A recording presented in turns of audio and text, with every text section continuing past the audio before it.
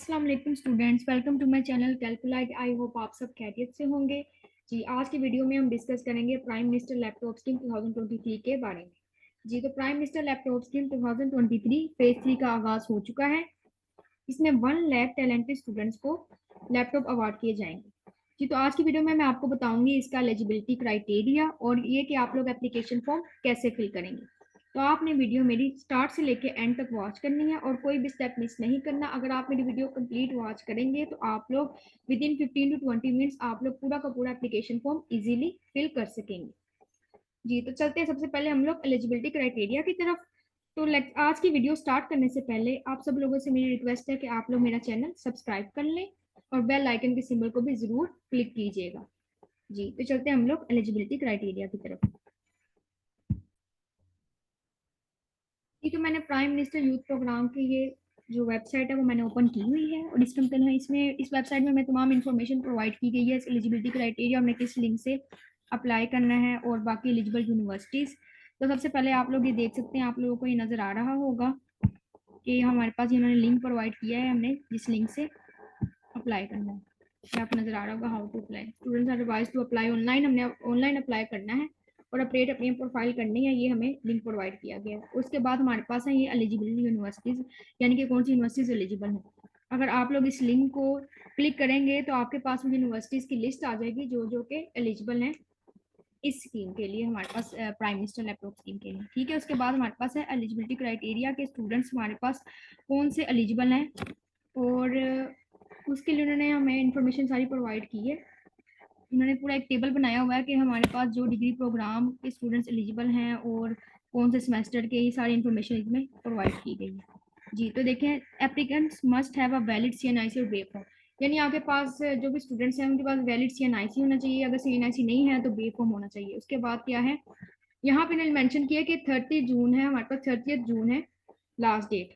तो जो last time लिखा आ रहा था कि हमारे पास 20 जून है, तो मेरे ख्याल से डेट एक्सटेंड हो चुकी हुई है, तो 30 जून तक है। लेकिन आप लोगों ने बिल्कुल लास्ट डेट तक वेट नहीं करना। आप लोग क्या करें, आज के आज ही आप लोग अप्लाई करें, अपना एलिजिबिलिटी क्राइटेरिया चेक करें, एप्लीकेशन फॉर्म ओपन करें और अपनी तमाम इन्फॉर्मेशन डालें और जितना जल्दी हो सके आप लोग अपना ये फॉर्म फिल करें और इसके लिए अप्लाई करें। ठीक है, तो यहाँ पे इन्होंने डिग्री प्रोग्राम्स मेंशन किए हुए हैं और डिग्री नेम मेंशन किया है, ये ड्यूरेशन मेंशन की है, डेट ऑफ एडमिशन। और यानी कि देखिए, सबसे पहला जो डिग्री नेम है वो है PhD। इसकी ड्यूरेशन यानी कि PhD के 5 ईयर्स की इसकी ड्यूरेशन है और जिनका एडमिशन हुआ है 30 जून 2018 में, यानी जिन स्टूडेंट का एडमिशन है 30 जून 2018 में, ग्रेटर देन एंड आफ्टर, यानी कि यहाँ से उन्होंने एक आपको लिमिट दे दी है ना कि जिसका 30 जून के बाद हुआ है एडमिशन या 30 जून से हुआ है, वो स्टूडेंट्स अप्लाई कर सकते हैं। एंड डेट, यानी ये एप्लीकेशन, इस एप्लीकेशन को सबमिट करवाने के लिए जो ऑनलाइन एप्लीकेशन हम लोग लैपटॉप के लिए सबमिट कराएंगे, वो यहाँ पे डेट लिखी हुई है कि 30 जून 2023 लास्ट डेट है इस एप्लीकेशन को फुलफिल कंप्लीट करने के लिए। ठीक है, उसके बाद नेक्स्ट MS और MPhil के जो स्टूडेंट्स हैं जिनका हमारे पास ड्यूरेशन 2 ईयर्स की होती है। MS और MPhil की हमें पता है डिग्री प्रोग्राम की ड्यूरेशन 2 ईयर्स होती है। तो डेट ऑफ एडमिशन, यानी जो ऐसे स्टूडेंट जो 30 जून 2021 जो 2021 में इनरोल्ड हुए हैं, यानी या इसके बाद हुए हैं, ठीक है, 30 जून 2021 के बाद इनरोल हुए हैं, यानी फॉल सेमेस्टर आप लोग लगा सकते हैं। 2021 का जो फॉल सेमेस्टर के स्टूडेंट्स हैं वो एलिजिबल हैं इस स्कीम में अप्लाई करने के लिए। इसी तरह MBA की ड्यूरेशन इन्होंने मेंशन की है, जिनका MBA की ड्यूरेशन 3.5 ईयर्स है और ये उनकी डेट ऑफ एडमिशन है, यानी ये हमारे पास हो या इसके बाद हो, ग्रेटर देन यानी कि इसके बाद हो सकती है, तो वो हमारे पास ऐसे स्टूडेंट्स एलिजिबल हैं। इसी तरह जिन्होंने MBA किया 2.5 ईयर्स और ऐसे स्टूडेंट जो इनरोल्ड हुए हैं 31 दिसंबर 2020 में या उसके बाद हुए हैं, तो वो एलिजिबल हैं, वो भी स्टूडेंट्स एलिजिबल हैं। इसी तरह जो MBA जिन्होंने किया 1.5 ईयर्स में और जो 31 दिसंबर 2021 में इनरोल्ड हुए हैं या उसके बाद हुए हैं, तो वो स्टूडेंट्स भी एलिजिबल हैं। इसी तरह जो मास्टर्स हैं जिनका 16 ईयर्स है, 16 ईयर्स यानी मास्टर्स का उन्होंने लिखा हुआ है ड्यूरेशन जिसकी 2 साल, ठीक है, वो हमारे पास स्टूडेंट जो के एनरोल्ड हुए हैं 30 जून 2021 में या इसके बाद, तो वो हमारे पास स्टूडेंट्स क्या हैं, वो भी एलिजिबल हैं। इसी तरह अंडर ग्रेजुएट जिनका 5 साल में कंप्लीट होती है जिसका डिग्री प्रोग्राम, और ऐसे स्टूडेंट जो 30 जून 2018 में इनरोल्ड हुए हैं या इसके बाद इनरोल्ड हुए हैं, वो तमाम एलिजिबल हैं। इसी तरह जो अंडर ग्रेजुएट प्रोग्राम 4 ईयर्स का है और जिसमें स्टूडेंट्स हमारे पास 30 जून 2019 में इनरोल्ड हुए हैं या इसके बाद हुए हैं, यानी कि फॉल 2019 आप कह सकते हैं कि जो फॉल 19 में इनरोल्ड हुए हैं, तो ऐसे तमाम स्टूडेंट्स क्या हैं, एलिजिबल हैं। ठीक है। तो यानी इसके बाद यहाँ पे आप लोग इसका ये आप लोग इस वेबसाइट को ओपन करके भी दोबारा देखना चाहें तो आप लोग दोबारा भी जो है ना इसको रीड कर सकते हैं। तो मैंने आपको ये बता दिया है कि कौन कौन से डिग्री प्रोग्राम जो एलिजिबल हैं और कौन कौन से ईयर के स्टूडेंट जो हैं वो इसमें अप्लाई कर सकते हैं। यानी कि इन्होंने लिमिट दे दी है, उसके बाद वाले तमाम एलिजिबल हैं जो इस साल के अंदर हुए हैं या इसके बाद हुए हैं एनरोल। ठीक है। उसके बाद उन्होंने आके क्या लिखा, उन्होंने लिखा student studying in public sector universities degree awarding institute duly recognized by HEC, यानी कि जो यूनिवर्सिटीज़ हैं पब्लिक सेक्टर हैं या जो एचईसी के अंडर आती हैं यानी रिकॉग्नाइज्ड हैं, तो वो हमारे पास क्या स्टूडेंट्स जो हमने स्टडी कर रहे हैं तो वो तमाम क्या है एलिजिबल हैं ऐसे स्टूडेंट्स। ठीक है। अब यहाँ पे इन्होंने लिखा है students enroll in PhD MS MPhil और equivalent 18 year program, students enroll in 4 और 5 year bachelor program morning and evening. यानी इन्होंने आपको ये भी बता दिया कि कौन कौन से जो स्टूडेंट्स हैं वो किस किस डिग्री प्रोग्राम के एलिजिबल हैं, और बाकी भी इन्होंने आपको ये तमाम डिटेल्स बता दी हैं कि किस सेमेस्टर के स्टूडेंट्स अप्लाई कर सकते हैं। आपको आइडिया हो जाएगा ये डेट ऑफ एडमिशन को देख के कि आपकी डेट ऑफ एडमिशन क्या थी और उसके बाद आप लोग जो हैं क्या एलिजिबल हैं कि नहीं। ठीक है। उसके बाद उन्होंने आगे मेंशन की है इन एलिजिबिलिटी क्राइटेरिया, यानी कि ऐसे कौन से स्टूडेंट जो एलिजिबल नहीं है। ठीक है। तो उन्होंने आगे मेंशन कर दिया है कि कौन कौन से स्टूडेंट्स एलिजिबल नहीं है, जैसे कि लिखा है students enrolled at any private sector higher education, यानी कि आप लगा लें कॉलेज के स्टूडेंट्स, क्योंकि ये हमारे पास सिर्फ यूनिवर्सिटी के स्टूडेंट्स हैं और ये प्रोग्राम मेंशन किए हुए हैं कि जो जो इसके अंदर एलिजिबल हैं। ठीक है। यानी कि पब्लिक सेक्टर यूनिवर्सिटीज हो या डिग्री अवार्डिंग इंस्टीट्यूट जो कि एचएससी के रिकॉग्नाइज्ड हैं या एचएससी के अंडर आते हैं, वही हमारे पास सारे एलिजिबल हैं। लेकिन जो कॉलेजेस वगैरह के स्टूडेंट है ना, ये जो एफएससी के हैं I first year second year वाले, ये एलिजिबल नहीं है। ठीक है। ये private sector higher education institute की बात हो रही है। Students who have already received a laptop under, यानी पहले से ही जो लैपटॉप ले चुके हैं अंडर एनी फेडरल और प्रोविंशियल गवर्नमेंट स्कीम के थ्रू, वो एलिजिबल नहीं है। और दूसरे स्टूडेंट जो फॉरेन नेशनल्स हैं except student from AJK, यानी आज़ाद जम्मू कश्मीर के अलावा जो स्टूडेंट्स फॉरेन नेशनल्स हैं वो भी एलिजिबल नहीं है। If any student has not applied online or his application has not received through online portal, अब ऐसे स्टूडेंट जिन्होंने अप्लाई ऑनलाइन किया ही नहीं है, आप लोग ये मत समझिएगा कि आप लोगों को बैठे बैठे मिल जाएगा, आप लोगों को अप्लाई करना पड़ेगा, एप्लीकेशन सबमिट करानी पड़ेगी। अगर आपकी एप्लीकेशन रिसीव होती है फिर ही आप लोग एलिजिबल होंगे, यानी कि आपने अप्लाई करना शुरू कर दिया, एप्लीकेशन सबमिट ही ना करवाई, अब जब उनका एप्लीकेशन रिसीव होगी थ्रू ऑनलाइन पोर्टल तभी आप लोग क्या होंगे एलिजिबल होंगे, वरना अगर नहीं उनको रिसीव हुई तो आप इन एलिजिबल हैं, यानी आप एलिजिबल नहीं।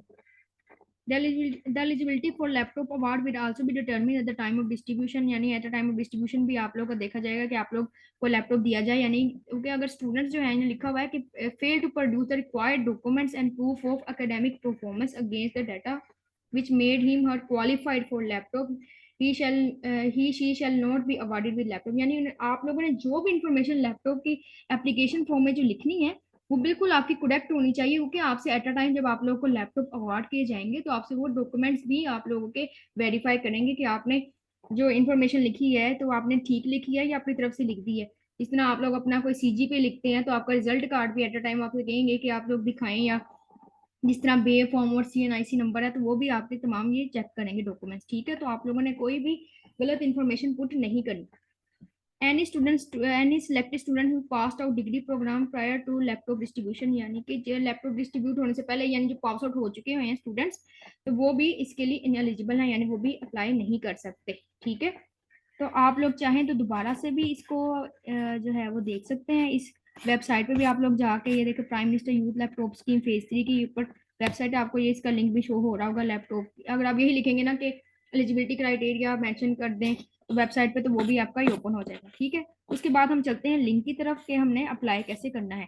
तो आई होप सो आपको एलिजिबिलिटी क्राइटेरिया समझ आ गया होगा कि आप लोग एलिजिबल हैं कि नहीं है, और ये भी मैं आपको दिखा देती हूँ यहाँ से एलिजिबल कौन कौन सी यूनिवर्सिटीज़ हैं बाय एचईसी। ये देखिए आप इसको लिंक करें, यहाँ से इस लिंक को जरा क्लिक करें, ये मैंने क्लिक किया है तो ये देखें आपके पास ये लिस्ट आ चुकी है तमाम यूनिवर्सिटीज़ की जो कि एलिजिबल हैं यानी एचईसी के अंडर आती हैं, एचईसी रिकॉग्नाइज्ड हैं ये तमाम, यानी ये देखें यहाँ पे पंजाब की, खैबर पख्तूनख्वा की तमाम यूनिवर्सिटीज़ लिखी हुई हैं।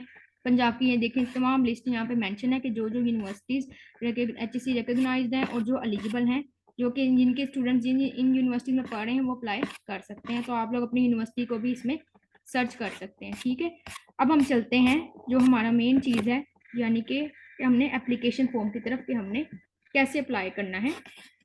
ये देखिए हाउ टू अप्लाई, ये लिंक है, ये मैं आपको डिस्क्रिप्शन में भी आपको इस वीडियो की डिस्क्रिप्शन में भी मैं आपको ये लिंक डाल दूंगी, ताकि आप लोग को इजीली जो है ये लिंक से आप लोग अप्लाई करना इसका स्टार्ट कर दें, एप्लीकेशन फॉर्म ओपन करना। ठीक है, तो अब हम चलते हैं कि हम लोग कैसे अप्लाई करते हैं। स्टेप बाय स्टेप मैं आपको सारा गाइड करूँगी।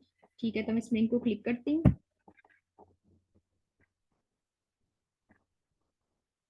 चलते हैं लिंक की तरफ, क्लिक टू अप्लाई। यहाँ पे आपको नजर आ रहा है ना, क्लिक टू अप्लाई, यहाँ पे चलते हैं क्लिक टू अप्लाई। अब हम अप्लाई करना चाह रहे हैं। अब यहाँ पे इन्होंने कुछ जनरल इंस्ट्रक्शंस हमें प्रोवाइड की हुई हैं। Once registered, please go to application status to view your current application status.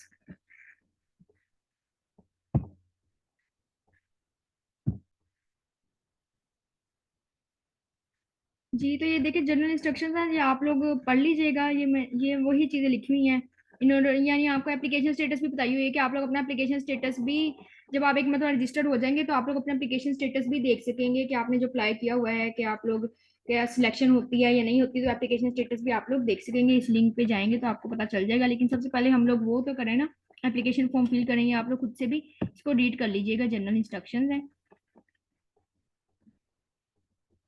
अच्छा, यहाँ पे एक ये चीज भी मेंशन है, to search the name and contact information of your respective university focal person for PM laptop scheme, please go to the search focal person. यानी आप लोगों का एक फोकल पर्सन का यहाँ पे हर डिपार्टमेंट का एक अलग फोकल पर्सन होता है जो आप लोगों के वेरीफाई करता है तमाम क्रेडेंशियल, जो भी आपके डॉक्यूमेंट्स आप लोग करते हैं तो वो फोकल पर्सन वेरीफाई करता है। आप लोग अपने फोकल पर्सन से भी कॉन्टैक्ट कर सकते हैं।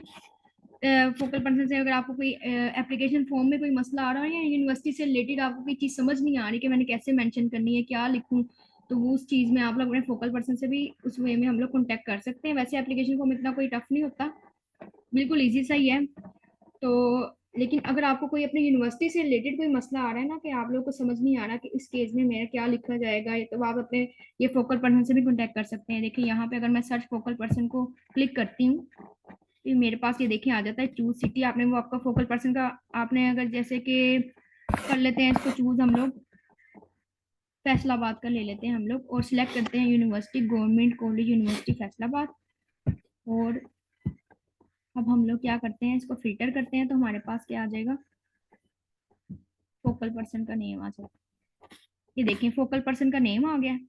यहाँ पे डिफरेंट डिपार्टमेंट्स में है, ये देखें department of electrical engineering, mechanical engineering के लिए अली इकबाल, ये देखें जो भी ईमेल इनकी मेंशन है और सेल फोन नंबर मेंशन है। इसी तरह ही आप लोग अपनी यूनिवर्सिटीज के मतलब जो भी आपकी यूनिवर्सिटी लाहौर में है तो आपकी यहाँ लाहौर आप सिलेक्ट कर लें अपने फोकल पर्सन का। यानी अगर आपको मसला पड़ता है कोई तो अपने फोकल पर्सन से कॉन्टैक्ट करना चाहें तो आप लोग इस तरह कर सकेंगे अपने डिपार्टमेंट के लिए। लाहौर की यूनिवर्सिटीज है, अगर मैं करूँ इसके अंदर कौन सी आ रही, इंफॉर्मेशन टेक्नोलॉजी यूनिवर्सिटी को ले लेते हैं हम लोग और अब फिल्टर करते हैं तो हमारे पास फोकल पर्सन की लिस्ट आ जाएगी। ये देखें अब यहाँ पे हर डिपार्टमेंट का एक अलग फोकल पर्सन है, जैसे कंप्यूटर साइंस डाटा साइंस के यहाँ पे नेम लिखा आ रहा है उमर अयूब और बाकी तमाम इन्फॉर्मेशन गिवन है। किस तरह आप लोग अपने फोकल पर्सन के मतलब भी आप लोग को पता चल जाएगा कौन से फोकल पर्सन है और आप लोग उनसे अगर कोई मसला आ रहा है तो आप लोग कॉन्टैक्ट कर सकते हैं। उनका ऑफिशियल फोन और ईमेल वगैरह सब कुछ मेंशन है।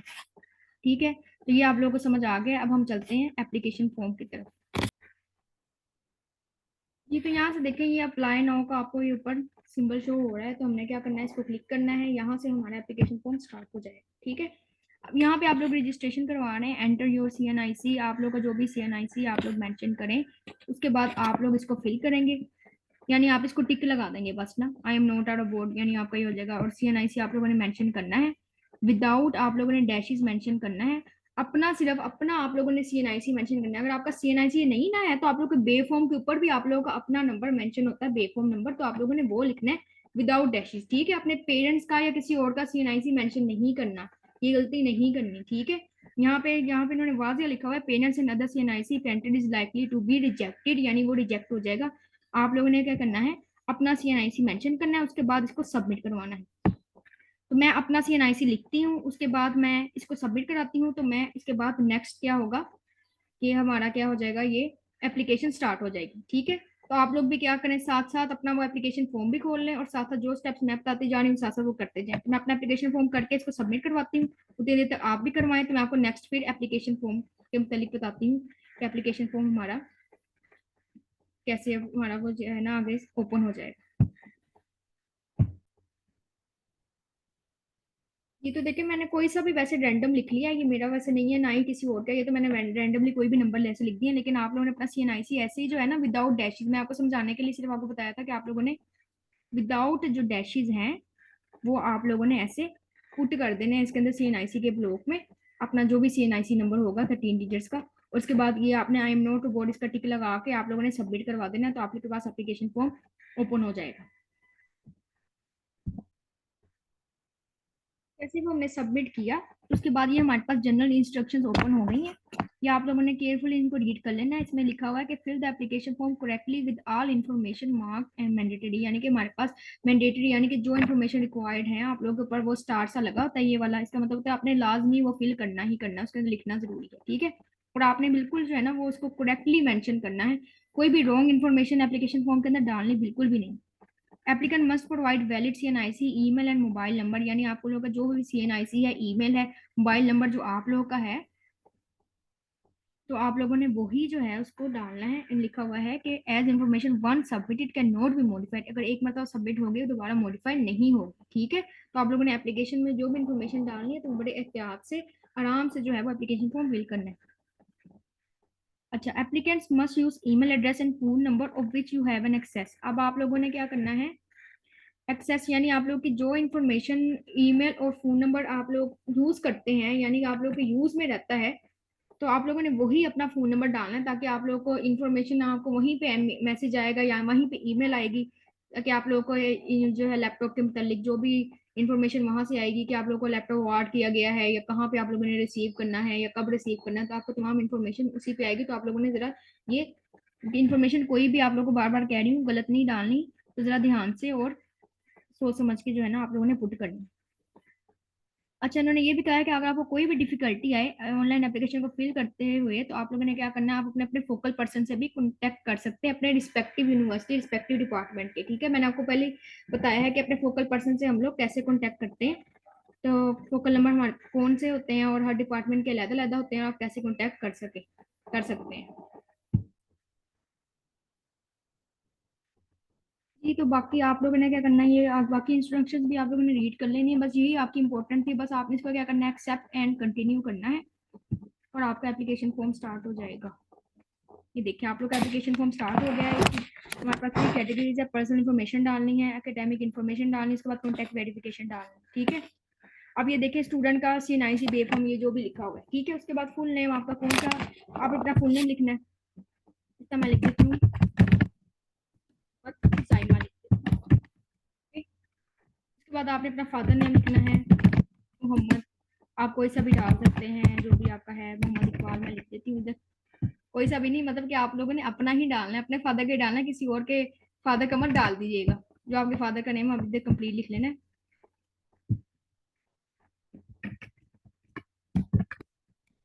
उसके बाद डेट ऑफ बर्थ, मंथ कौन सा है और ईयर, इसी तरह ही आपने अपनी डेट ऑफ बर्थ फिल कर ली।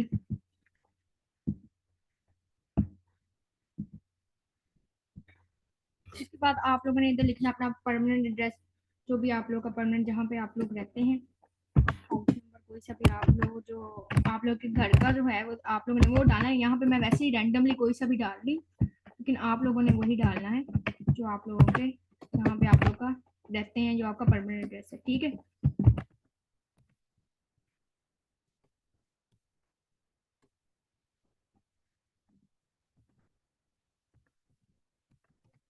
रैंडमली डाल दिया है। इसी तरह उसके बाद है डोमिसाइल प्रोविंस। डोमिसाइल प्रोविंस अगर आपका डोमिसाइल पंजाब का है तो पंजाब का है, अगर बलूचिस्तान का तो वो डाल दें, पंजाब का जो भी आपका कौन सा भी प्रोविंस हो का आपका डोमिसाइल बना हुआ है तो आप लोगों ने उसके मुताबिक इन्फॉर्मेशन पुट कर दें, ठीक है। डोमिसाइल सिटी कौन सी है, अपनी डोमिसाइल सिटी आपके डोमिसाइल पे मेंशन होता है, अगर आपको नहीं पता तो अपना डोमिसाइल आप लोग देख लें, उस पर मेंशन होता है कि आपका डोमिसाइल प्रोविंस कौन सा है, आपकी डोमिसाइल सिटी कौन सी है, तो वो आपने डाल दिया। एम्प्लॉयमेंट स्टेटस क्या है, अगर एम्प्लॉयड होता है कि आप लोग क्या जॉबियन है कि क्या काम कर रहे हैं कि जॉब कर रहे हैं कि नहीं कर रहे, तो यहाँ पे नॉट एम्प्लॉयड स्टूडेंट तो मोस्टली जॉबियन नहीं होते, किसी इंस्टीट्यूट से रिलेटेड नहीं होती, ठीक है। यहाँ पे इन्होंने मेंशन किया कि एम्प्लॉयमेंट स्टेटस जो है वो आपकी अफेक्ट नहीं करता एलिजिबिलिटी को, यानी एम्प्लॉयड है या नहीं एम्प्लॉयड तो वो मसला नहीं है, उसका आपको भी इफेक्ट नहीं करता आपके आप लोग की eligibility for this laptop scheme. Okay, are you enrolled as a disable student, अगर आप लोग डिसेबल स्टूडेंट हैं या नहीं है तो आप लोग बता सकते हैं। देन मैं इसको क्या कर देती हूँ, नो कर देती हूँ। उसके बाद है have you received a laptop before. पहली बात है, अगर आप लोग पहले लैपटॉप ले चुके हुए हैं तो आपको फिर नहीं मिलना दोबारा। अगर आप लोग नहीं ले चुके तब ही उसी केस में ही आपको वैसे मिले। अगर अगर आपने किसी ने किया हुआ है तो अगर वो मेंशन कर देगा कि एच जो भी है लैपटॉप, तो वैसे भी वो हमने एलिजिबिलिटी क्राइटेरिया में आपको मैंने वैसे पहले ही दिखा दिया था कि वो लोग भी क्या है, एलिजिबल नहीं है। तो इधर नो किया है कि हम लोग एलिजिबल नहीं है। उसके बाद ये देखें, ये आपकी इन्फॉर्मेशन आप लोगों ने बिल्कुल करेक्ट डालनी है, एक बार दोबारा आपने रीड कर लेनी है। ये हमारी पर्सनल इन्फॉर्मेशन कंप्लीट हो चुकी है। ये छोटा सा फॉर्म है, कोई भी मुश्किल फॉर्म बिल्कुल भी नहीं है।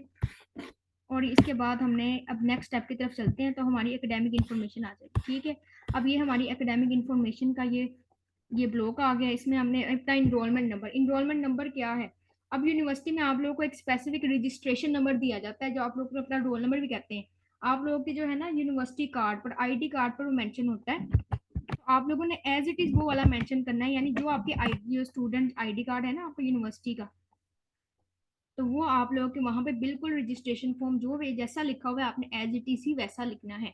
ठीक है, जिस तरह मैं यहाँ पे लिख देती हूँ BScs 1421678, ये तो मैंने रैंडमली कोई सा भी लिख दिया। आप लोगों ने अपने आईडी कार्ड के ऊपर देख लेना, स्टूडेंट आईडी कार्ड के ऊपर, कि आप लोग का रजिस्ट्रेशन नंबर क्या है।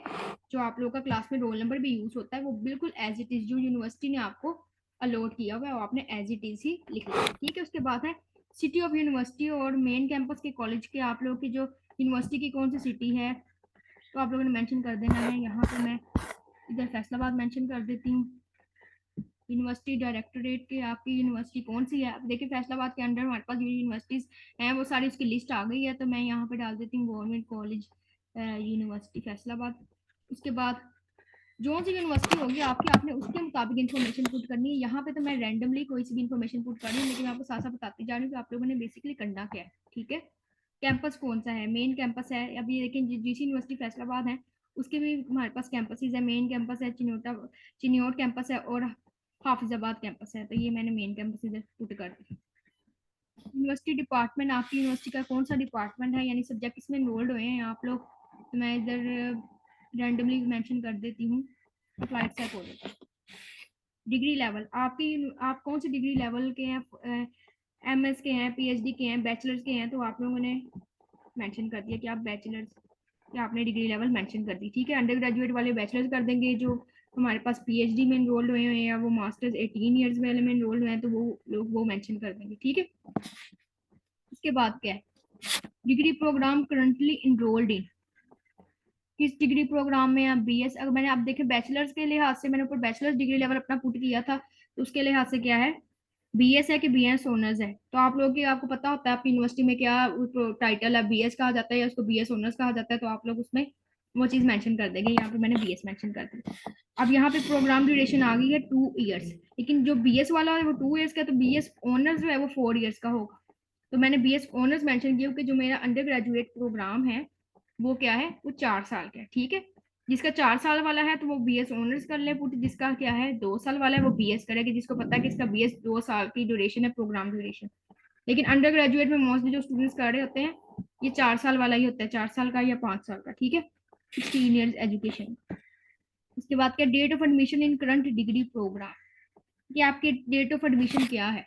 ठीक है, वो आपने वो भी मेंशन करनी है। ये आपका यहाँ पे फिक्स ही है 1, यानी फॉर एग्जांपल अगर किसी का अगर आप कहते हैं अगस्त के 29 अगस्त को होता है एडमिशन, ठीक है, तो वो अपना अगर यहाँ पे फर्स्ट, यहाँ पे ये देखें इसको हम चेंज नहीं कर पा रहे डेट को, तो हमने क्या करना है उसको सितंबर कंसीडर कर लेंगे। अगर किसी का अगस्त के बिल्कुल लास्ट पे हुआ है तो वो उसको सितंबर कंसीडर कर लेना कि 1 सितंबर 2000 अगर उसका हुआ है 2021 में, तो मैं ये डाल देती हूँ कि 2021 से उसका एडमिशन हो चुका है। ठीक है, इसका आप लोगों ने इसका इतना इशू नहीं होता, बस आपने अपने बिल्कुल उसके करीब करीब जो मंथ है या वो डेट डाल देनी है, क्योंकि यहाँ पे हम लोग इस डेट को चेंज नहीं कर सकते। यहाँ पे आपको फर्स्ट ही नजर आ रहा है। ठीक है, फर्स्ट ऑफ, और उसके बाद आपने अगर किसका बिल्कुल सितंबर के लास्ट में हुआ है तो वो अक्टूबर की डाल लें एडमिशन। ठीक है, यानी वो 1 अक्टूबर, और जो भी उसका ईयर है वो साथ मेंशन कर ले, 2021 है या 2000 जिसमें इसका एडमिशन हुआ है जिस ईयर में, तो वो मेंशन कर दे। ठीक है, उसके बाद date of completion, date of completion automatically ही वहां पे लिखी आ जाती है कि आपने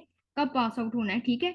ये हमें लिखने की जरूरत ही नहीं पड़ती, या जब ऐसे हम ऊपर पुट करते हैं डेट ऑफ एडमिशन तो साथ ही डेट ऑफ कंप्लीशन आ जाता है। उसके बाद सिस्टम कौन सा है, एनुअल है कि सेमेस्टर, सेमेस्टर सिस्टम है ना आप लोगों की यूनिवर्सिटी का, ठीक है। वो वाला सेमेस्टर सिलेक्ट करना है जिसमें आप लोग क्या किया, select the semester pass as of June 30, यानी कि जून 30 से पहले पहले जो आप लोग सेमेस्टर पास कर चुके हैं आप लोगों ने वो मेंशन करना है, रैंडमली नहीं मेंशन करना। तो इसको दोबारा से सुन लें कि सेमेस्टर हमने कौन सा लिखना है, या आप लोग दोबारा से देख लें। हमने वो सेमेस्टर सिलेक्ट करना है जिसमें आप लोग जून 30 से पहले पहले यानी कि आपने पास कर चुके हैं, बनता है हमारे पास फर्स्ट ईयर ही। मैं इधर लिख देती हूँ, आपने अपने लिहाज से लिख देना कि आपका जो सेमेस्टर होगा उस लिहाज से आपने ईयर मेंशन कर देना कि ईयर ऑफ स्टडी क्या है। उसके बाद हमारे पास है ये देखिए मार्क डिटेल्स। अब ये यहाँ पे आपने मार्क्स लिखने हैं जो आपके इंटर के मार्क्स थे, ठीक है। इंटर के मार्क्स की परसेंटेज बेसिकली आपने मेंशन करनी है, यानी आपकी परसेंटेज आप लोग निकाल सकते हैं। आप लोग के इंटर में जितने मार्क्स आए हैं, फॉर एग्जांपल अगर किसके 980 आए हैं, 900 कह देते 900 आए हैं आउट ऑफ 1100, तो वो 900 को 1100 पे क्या करें, डिवाइड करें, मल्टीप्लाई करें 100 के साथ, तो आपकी परसेंटेज आ जाती है। मैं आपको लिख के भी तो बता देती हूँ। फॉर एग्जाम्पल इसके 900 मार्क्स आए हैं आउट ऑफ 1100, तो 900 को 1100 पे डिवाइड करके मल्टीप्लाई करेगा 100 के साथ, तो वो आपकी परसेंटेज आ जाएगी, ठीक है। तो आपने वो परसेंटेज मेंशन कर देनी है। यहाँ पे मैं मेंशन कर देती हूँ कोई 89 पॉइंट जो भी अगर परसेंटेज बन रही है तो वो मैं मेंशन कर देती हूँ, ठीक है। यहाँ से मैं ये कीबोर्ड से ही लिख देती हूँ।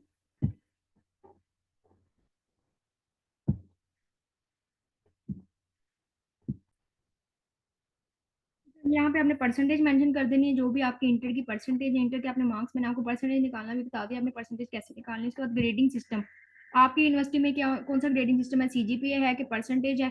सीजीपीए सिस्टम है तो आप लोगों ने सीजीपीए सिस्टम लगा देना है, ठीक है।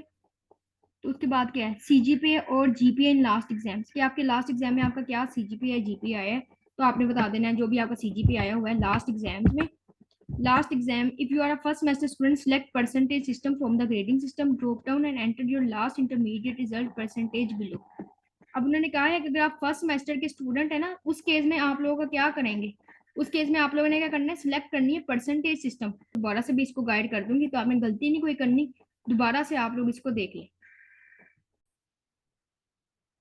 ठीक है, दोबारा से आप लोग देख लें। अगर आप लोग फर्स्ट सेमेस्टर के स्टूडेंट हैं तो आप लोगों ने परसेंटेज सिलेक्ट करनी है फ्रॉम द ग्रेडिंग सिस्टम। यहाँ से ग्रेडिंग जो सिस्टम है यहाँ पे हमें परसेंटेज सिलेक्ट करनी है, और आप लोगों ने अपने जो इंटरमीडिएट का रिजल्ट है उसकी परसेंटेज जो है वो आपने मेंशन करनी है बिलो, ठीक है। उस केस में आपका सीजीपीए जीपीए तो होगा नहीं ना, उस केस में आप लोगों ने परसेंटेज अपनी मेंशन कर देनी है अगर आप लोग फर्स्ट सेमेस्टर के स्टूडेंट हैं, ठीक है। परसेंटेज आप लोगों ने मेंशन कर देनी, ठीक है। यहाँ पे आप लोगों ने परसेंटेज, यहाँ पे जो सीजीपीए सिस्टम है उनके लिए ये है कि अपना वो सीजीपीए और जीपीए मेंशन कर देंगे जो भी उनका है। फॉर एग्जाम्पल 39, रुक जाए जरा आप लोग, 39 पॉइंट क्या है, ठीक है। परसेंटेज इन लास्ट एग्जाम आपकी क्या आ जाएगी, वो खुद ब खुद ही इधर लिखी आ जाएगी। सॉरी 3.92 39.2 लिख दिया था, इसलिए सिस्टम एरर कर रहा था कि इतना सीजीपीए तो इतना बड़ा होता ही नहीं है। उसके लिहाज से आपकी खुद ब खुद देखिए, खुद ब खुद ही यहाँ पे परसेंटेज जो आपके सीजीपीए जीपीए था लास्ट एग्जाम को उसके लिहाज से भी आपकी क्या आ गई, परसेंटेज लिखी आ गई, ठीक है। और अगर आप लोग क्या होंगे फर्स्ट सेमेस्टर के स्टूडेंट होंगे ना, परसेंटेज सिस्टम, तब आपको यहाँ पे कुछ भी लिखा नहीं जाएगा, आप इधर ही डायरेक्ट लगाएंगे। अगर आप लोग फर्स्ट सेमेस्टर के हैं तो परसेंटेज सिस्टम सेलेक्ट करें, तो यहाँ पे आपको देखिएगा यहाँ पे इस ब्लॉक में मसला नहीं आएगा। फिर आपकी जो एग्जाम की परसेंटेज होगी तो वो आपके यानी कि सेकंड ईयर की एग्जाम की वो यहाँ पे आप लोगों ने लिख देनी, ठीक है। तो आई होप सो आपको ये क्लियर हो गया होगा। दोबारा से इसको एक ऊपर से देख, ये देख लीजिएगा बैक करके। अब हम नेक्स्ट स्टेप पे चलते हैं कि हमारे पास नेक्स्ट स्टेप क्या है। उसके बाद ये लास्ट स्टेप है हमारा, उसके बाद क्या है, वो है हमारा सेल फोन नंबर। कि हमने क्या मेंशन करना है, अपना सेल फोन नंबर के, आपका जो जो भी सेल फोन नंबर है वो आप लोगों ने इधर मेंशन कर देना है, ठीक है। कोई सा भी आपका जो सेल फोन नंबर है, ये देखो मैंने रैंडमली कोई सा भी इधर मेंशन कर दिया। आप लोगों ने अपना सेल फोन नंबर मेंशन करना जो आप लोग के यूज में है, ठीक है। और इसी तरह आप लोग के क्या आ जाएगा, सेल फोन नंबर जब आप लोग मेंशन करेंगे तो आप लोगों का आ जाएगा वहां पे एक वेरिफिकेशन कोड। मैं कोई से भी मेंशन कर देती हूँ।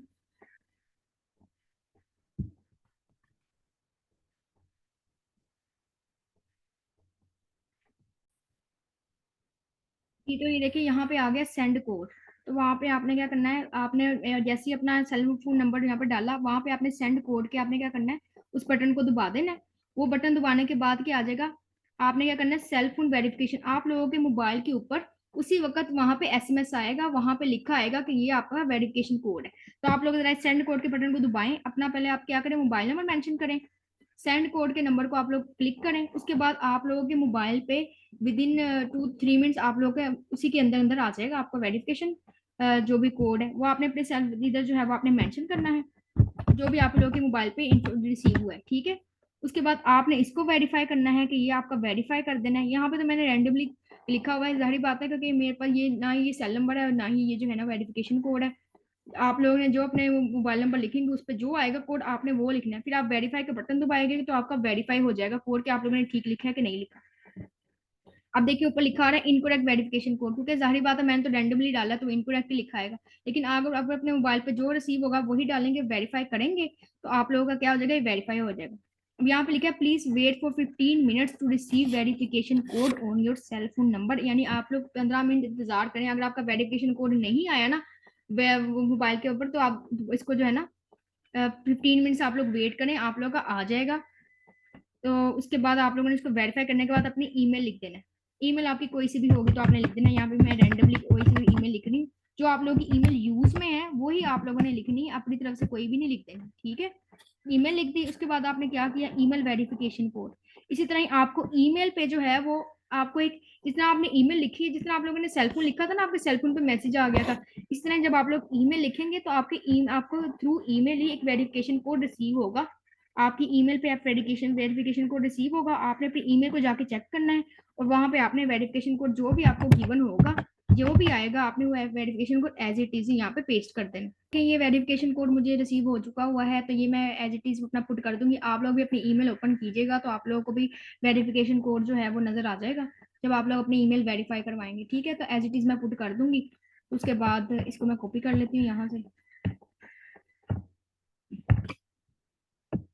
कॉपी कर लिया, मैं वहां पे पेस्ट करती हूँ। ये देखिए जी, यहाँ पे मैंने क्या किया है, अपना सेल फोन कह दिया, ईमेल को मैं वेरीफाई कर लेती हूँ। मैंने पेस्ट कर दिया, ये वेरीफाई किया कोड, और ये मेरा वेरीफाइड हो चुका है, इसलिए वहाँ पे मुझे कोई एरर नहीं उन्होंने शो किया। यहाँ पे सेल फोन तो मैंने रैंडमली डाला था, इसलिए जो मैं वेरिफिकेशन कोड डाल रही थी वो वेरीफाई नहीं हो रहा था। आप लोग अपने बिल्कुल एज इट इज प्रोडक्ट डालनी है, इसको लिखते हुए बड़ा ध्यान कीजिएगा कि कोई गलती ना हो, ठीक है। और एंड पे आप लोगों ने क्या करना है, ये एंटर कर देना है कैप्चा। ये इसको आपने किया, I am not a robot, इसको आप लोगों ने क्या करना है, टिक किया आके आप। उसके बाद ये आपके एप्लीकेशन सारे जो फॉर्म है वो कंप्लीट हो चुका हुआ है, ठीक है।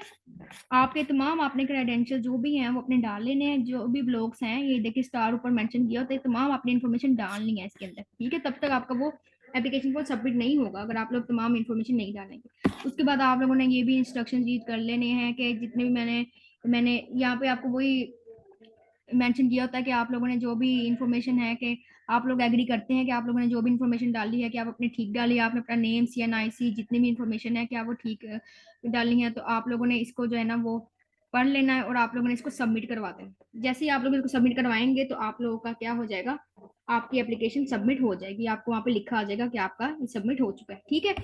आप लोगों ने हर चीज ध्यान से पढ़नी, आप लोग अपनी पीछे इन्फॉर्मेशन पे भी जा सकते हैं, पर्सनल इन्फॉर्मेशन पे भी जा सकते हैं, दोबारा से आप लोग जो है उसको स्टडी कर रीड कर सकते हैं। एप्लीकेशन फॉर्म जो है ना सबमिट कराने से पहले एक मरतबा तमाम वेरीफाई कर लीजिएगा कि आपके तमाम ब्लॉग्स फिल हैं, एक मरतबा उसको रीड कर लीजिएगा ताकि आप लोग की कहीं गलती ना हो जाए, या आप लोग ने जो भी इंफॉर्मेशन लिखी है उसको एक मरतबा जरूर आप लोग जो है ना पढ़ के ही सबमिट कराएंगे। आपकी तमाम इन्फॉर्मेशन लिखी आ रही है, कोई मसला नहीं है, कोई भी ब्लॉग क्या है आप लोगों का मिसिंग नहीं है, तो आप लोगों ने क्या करना है, इसको सबमिट कर देना, ठीक है। आई होप सो आपको समझ आ गया है, तमाम इन्फॉर्मेशन आपको समझ आ गई। अगर नहीं आई समझ तो फिर भी आप लोग मुझे कमेंट सेक्शन में बता सकते हैं, तो मैं इस पर आपको दोबारा भी एक वीडियो या आप लोगों को बना के प्रोवाइड कर दूंगी अगर किसी को ज्यादा कंफ्यूजन आ रही है, या मैं आपको कमेंट सेक्शन में ही गाइड कर दूंगी, या आप लोगों को मैं अपनी ईमेल भी मेंशन कर सकती हूँ, आप लोग मुझे ईमेल करके भी पूछ सकते हैं, तो मैं आपको उस पर भी गाइड कंप्लीट हो जाएगी। सो आई होप सो आपको मेरी वीडियो आज की पसंद आई हो और आप लोगों को समझ आ गया हो कि आप लोगों